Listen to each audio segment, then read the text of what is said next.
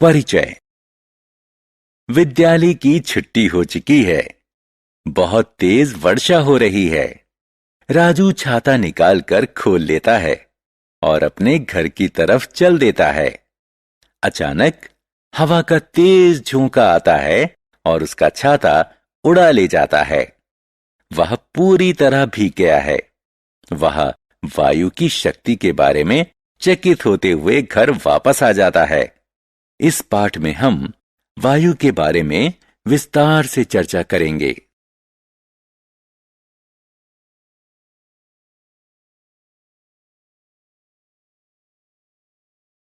उद्देश्य। इस पाठ के अंत में आप निम्न करने में सक्षम हो जाएंगे: वायु के गुणों को बताने में, वायु के संगठन को समझाने में, इसके घटकों के महत्व को समझाने में, वायु प्रदूषण के कारणों को बताने में, पवन शक्ति को समझाने में। वायु के गुण। बच्चों, हम सब जानते हैं कि वायु हमारे चारों तरफ है। चारों तरफ देखिए। क्या आप वायु को देख सकते हैं?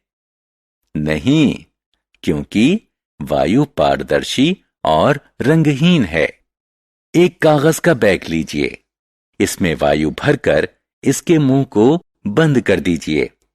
क्या यह फूला हुआ दिख रहा है? अब बैग में एक छेद कीजिए। क्या हुआ? बैग का आकार सिकुड़ जाता है और अंततः यह चपटा हो जाता है।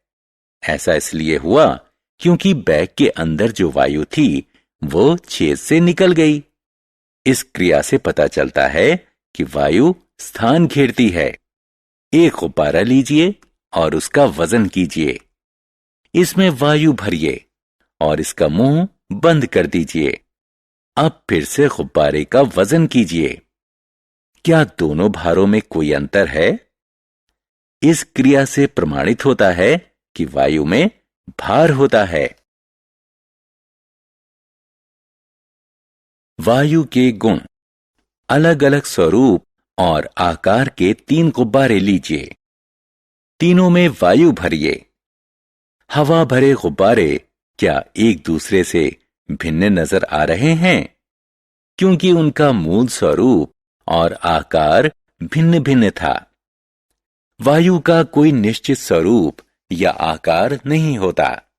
यह उसी पात्र का स्वरूप ग्रहण कर लेती है जिसमें रखी जाती है। समीप के पार्क में जाइए। एक सीधी रेखा में दौड़ना शुरू कर दीजिए। अपने शरीर पर एक रुमाल बांध लीजिए और दौड़ना जारी रखिए। क्या रुमाल नीचे गिरता है? नहीं, यह नहीं गिरता। आसपास की वायु रुमाल पर दबाव डालती है और आपके शरीर से चिपकाए रहती है। यह गतिविधि प्रमाणित करती है कि वायु दबाव आरोपित करती है। पृथ्वी के चारों तरफ की वायु को वायुमंडल कहते हैं। वायुमंडल द्वारा डाले जाने वाले दबाव को वायुमंडलीय दबाव कहते हैं।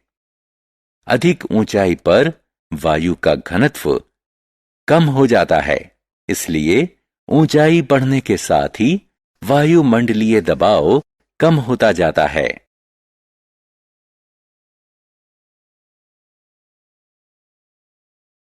वायु के अवयव। वायु गैसों का मिश्रण है। हवा में मुख्यतः 3 गैसें उपस्थित होती हैं: नाइट्रोजन N2, ऑक्सीजन O2 और कार्बन डाइऑक्साइड CO2। वायु में नाइट्रोजन 78%, ऑक्सीजन 21% और कार्बन डाइऑक्साइड 0.04% होती है। इन 3 गैसों के अतिरिक्त वायु में जलवाष्प, धूल के कण और कुछ दूसरी गैसें भी होती हैं जिन्हें नोबल गैस कहते हैं। क्योंकि नोबल गैसें नगण्य मात्रा में पाई जाती हैं, इसलिए उन्हें विरल गैसें भी कहते हैं। वायु के घटकों का महत्व। वायु का प्रत्येक घटक महत्वपूर्ण है और निर्वाह के लिए इसकी एक भूमिका होती है।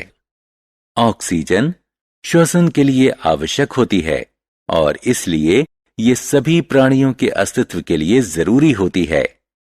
यह दहन में सहायता करती है और जलने की प्रक्रिया में इसकी आवश्यकता होती है। नाइट्रोजन प्रोटीन में उपस्थित होती है, जो सभी सजीवों के लिए जरूरी होता है।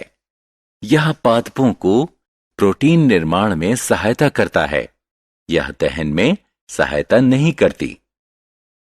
कार्बन डाइऑक्साइड प्रकाश संश्लेषण में सहायता करती है।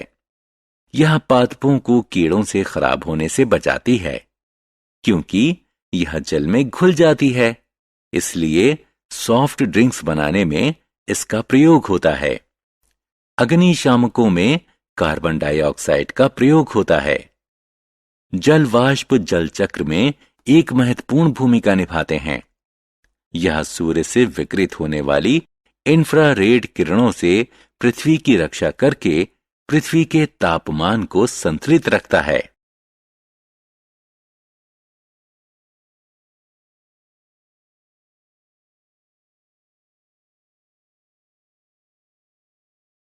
मृदा और जल में वायु।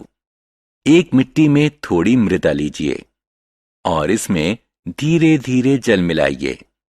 क्या आप मृदा में बनते बुलबुले देख रहे हैं? बुलबुले बनने का क्या कारण है?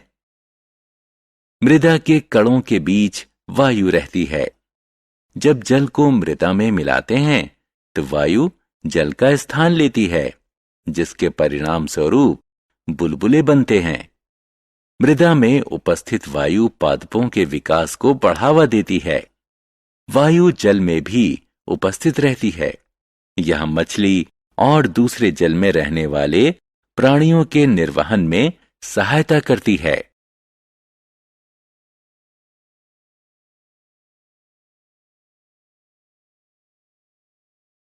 वायु प्रदूषण। सैम राष्ट्रीय विज्ञान केंद्र जाने के लिए रास्ते में है। वह बाहर के अच्छे मौसम का आनंद लेने के लिए कार का शीशा नीचे करता है। काला धुआं छोड़ती एक बस बगल से गुजरी। वह खांसने लगा। आप जानते हैं क्यों? गाड़ी से निकलने वाला धुआं वायु को प्रदूषित करता है। जब इसे श्वास के साथ अंदर लिया जाता है तो यह श्वसन नली और फेफड़े को उत्तेजित कर देता है। कारखानों से निकलने वाले हानिकारक रसायन भी वायु को प्रदूषित करते हैं।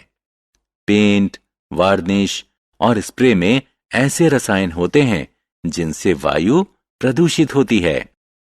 जहां कूड़ा करकट दबाया जाता है, उस पटाव से हानिकारक गैसें निकलती हैं, जो वायु को प्रदूषित करती हैं।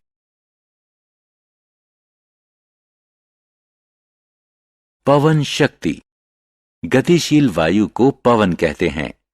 पवन बादलों को चलाते हैं और पृथ्वी पर समान रूप से विस्तृत वर्षा कराते हैं। पवन शक्ति का प्रयोग विद्युत उत्पादन, बैटरी को चार्ज करने, जल निकासी, कृषि की सिंचाई इत्यादि में होता है। पवन शक्ति के प्रयोग का सबसे बड़ा लाभ है कि पवन अक्षय है। इसके द्वारा जनित विद्युत प्रदूषण मुक्त होती है। सारांश। आइए हमने जो कुछ सीखा है उसे संक्षेप में दोहराएं। वायु में भार होता है। यह दबाव आरोपित करती है और स्थान घेरती है। वायु का कोई निश्चित स्वरूप या आकार नहीं होता। वायु कई गैसों का मिश्रण होती है। वायु में नाइट्रोजन, ऑक्सीजन और कार्बन डाइऑक्साइड, जल वाष्प, धूल के कण और कुछ दूसरी गैसें भी होती हैं। वायु के प्रत्येक घटक की एक महत्वपूर्ण भूमिका होती है। गाड़ियों से निकलने वाला धुआं कारखाने, पटाव, पेंट, वार्निश और स्प्रे वायु को प्रदूषित करते हैं। पवन शक्ति का प्रयोग विद्युत उत्पादन, बैटरी को चार्ज करने, जल निकासी, कृषि की सिंचाई इत्यादि में होता है। पवन ऊर्जा प्रदूषण मुक्त होती है।